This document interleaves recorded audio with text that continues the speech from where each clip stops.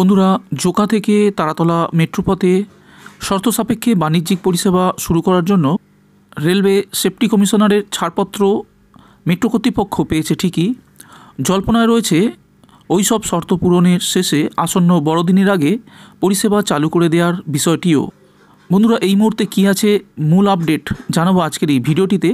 তাই ভিডিওটি ভালো লাগলে অবশ্যই একটি লাইক দিয়ে দিন আর চ্যানেলটি সাবস্ক্রাইব করে সঙ্গে থাকুন এই ধরনের গুরুত্বপূর্ণ আপডেটগুলি সবার প্রথমে আপনার কাছে পৌঁছে দিতে। জোকা থেকে তারাতলা পরিষেবা চালু হলেও আপাতত স্মার্ট কার্ড বা টোকেন ব্যবহার করে যাত্রীরা সফরের সুযোগ পাবেন না।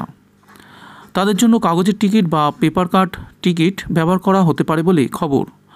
কারণ তারাতলা থেকে জোকার মধ্যে 6.5 কিলোমিটার মেট্রোপথে থাকা 6টি স্টেশনের একটিতেও এখনও প্ল্যাটফর্মে প্রবেশের পথে স্বয়ংক্রিয় গেট বসেনি। ওই গেট সবে এসে পৌঁছেছে। শুধু গেট বসানোই নয়, মেট্রো ব্যবস্থার সঙ্গে সেটির সংযুক্তিকরণ সহ অন্যান্য কাজ মিটতে এখনও কয়েক মাস সময় লাগতে পারে। প্রসঙ্গত, রেলওয়ে সেফটি কমিশনারের দেওয়া রিপোর্টে স্বয়ংক্রিয় গেটের কাজ সম্পূর্ণ না হওয়ার বিষয়টিও উল্লেখ করা হয়েছে। সমস্যা আঁচ করে মেট্রো কর্তৃপক্ষ ঠিক করেছেন প্ল্যাটফর্মে ঢোকা বেরোনোর পথে অনেক বেশি সংখ্যায় আরপিএফ কর্মী মোতায়েন করা হবে। তারা যাত্রীদের বৈধতা খতিয়ে দেখবেন।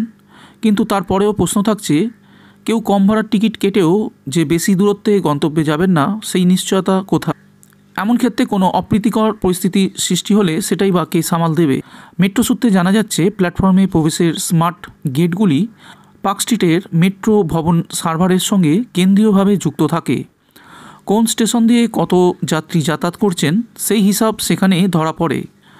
জোকা তারাতলা মেট্রোপথে গেট বসানোর পরে সেগুলির সঙ্গে মেট্রো ভবনের মূল সার্ভারের সংযোগ এবং সমন্বয় গড়ে তোলার বিষয়টিও সময় সাপেক্ষ। পাশাপাশি এই মেট্রোপথে ওয়ান ট্রেন সিস্টেমে পরিষেবা মিলবে, অর্থাৎ একটি ট্রেন এক প্রান্তের স্টেশন ছেড়ে অন্য প্রান্তিক স্টেশনে পৌঁছানোর পর আবার ফিরতি পথে ঘুরে আসবে।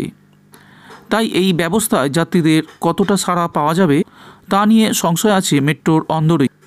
এছাড়া এই রুটে এখনও আধুনিক সিগন্যালিং ব্যবস্থা সম্পূর্ণ হয়নি। দুটি ক্ষেত্রেই কাজ শেষ করতে অন্তত 2 বছর লাগতে পারে। ফলে সব মিলিয়ে তড়িঘড়ি পরিষেবা শুরু হলেও এই মেট্রো কতটা স্মার্ট হবে সেই প্রশ্ন থেকে যাচ্ছে।